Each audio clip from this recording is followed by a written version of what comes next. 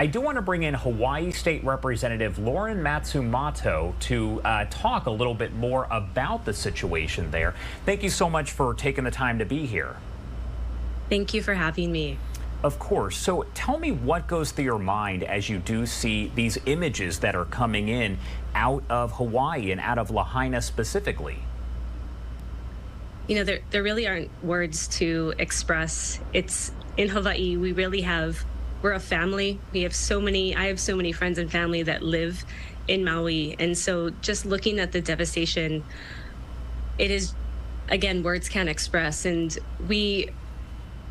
buildings can be rebuilt, but it's that loss of life, which is when you're looking at those images and seeing what's happening and knowing that there's 1,000 people still unaccounted for. And we're praying that just because of the cell towers being down, that they just can't be contacted. But that's what's been really, really difficult. And what has been encouraging, though, is just the outpouring of support from everybody in Hawaii.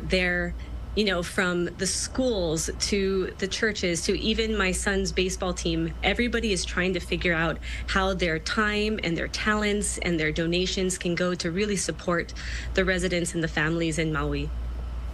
And one thing that residents have told me quite a few times is that the images, like the ones that you're seeing on your screen here, can't truly capture the severity of the situation. The mayor there even saying Lahaina is, quote, all gone. I want to get your thoughts on that. Yes, so my husband and my brother are both firefighters, and they are firefighters here on Oahu, but many of their colleagues from their station and from other companies have been deployed over to Maui, and they've sent up their incident management team there. And again, what they're hearing back is it looks like a bomb has gone off. It's just something that, again, where we say words can't describe. And so right now it's an all hands on deck situation. Everybody is focused on how can they be supportive, but also recognizing that it's still a dangerous situation. Hotspots can flare up, buildings can collapse. And so really looking forward to having more information as those teams come through. I believe FEMA is coming in today or tomorrow. And so starting to really get those boots on the ground to make a difference. And whenever you have a situation like this, you start to see folks, residents there, some tourists who say that there wasn't enough in the way of warnings. I want to get your thoughts on that. I think first I'll say we can always do more. But I think I've been focused for myself. Now's not the time necessarily to look at blame. I've been so focused, and I think most people in our state have been focused on the relief efforts. But as we go forward, there's always ways that we can improve. But it was almost this perfect storm, right, of the fire starting, the hurricane winds coming through, and one of the fire captains from Maui said it was like a blowtorch. There's just not much you can do at that point. And the Maui Fire Department, there's not as much personnel because it's based on population. And so it was just this perfect storm with the cell towers being knocked out, having text messages or those types of alerts going out didn't get to people. So we're going to have to reevaluate. I know our Hawaii emergency management team is really going to have to look forward. What can we do differently next time? And you're seeing those images. I'm sorry? I said, and hopefully there's never a next time. For sure. And taking a look at these aerial images that we've seen countless times here show Lahaina essentially decimated at this point. Can you tell me about Lahaina and what type of community it is? I know I've spoken to people there who have said it's very tight-knit. Everyone is friends, and this has been a tough time, of course. Yep, and I have several family and friends over there who have not just lost their home, but they've lost their business. And so just a really difficult time because everybody there, like you said, is close-knit, but there's about 10,000 people who are going to be displaced. And so again, this is where the aloha spirit really comes in. People are looking to open their homes, they're opening their businesses.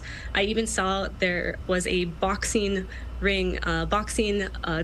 business that opened up their rings, their mats and everything just to have shelter for people. And so it truly is going to be everybody has to chip in to make a difference, and that's what's happening now. And looking for help across the country as well. We're doing a great job here in Hawaii on collection of goods. I mean, the Hawaii State Senate put together a wonderful donation drive Thursday and Friday. I know there's been donation drives across the state, but we're getting to the point now where it's really going to be about monetary donations as well, as we start to rebuild and help these families really get their lives back on track.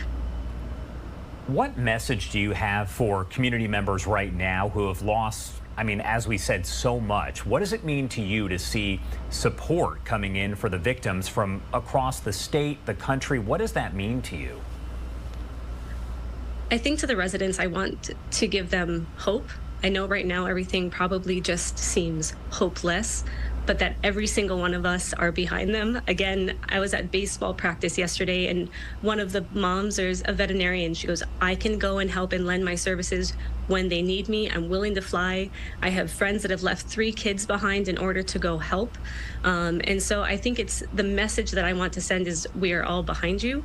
We will all be with you. And that truly, like I said, is the aloha spirit. And in Hawaii, we are going to help our neighbor, and we're going to be there. We are one state together. All right, Representative, thank you so much for taking the time to join us here and help kind of share your opinions and your views. We definitely appreciate it. Is there anything else that you want to add before I let you go? I think if people across the country want to help, I just wanted to put out, there's the Maui Food Bank, there's the Hawaii Red Cross. We also have our Hawaii Community Foundation that have really put forward efforts on donations in order to help with those relief efforts. And so that's the last thing that I would want to say. We would really appreciate everybody's support going forward, because this isn't going to be a 1-month fix, a 6-month fix. I mean, this is the worst disaster in the history of Hawaii, and potentially in the country as we go forward. Lauren Matsumoto, thank you so much for taking the time to be here. We really appreciate it. Thank you for having me.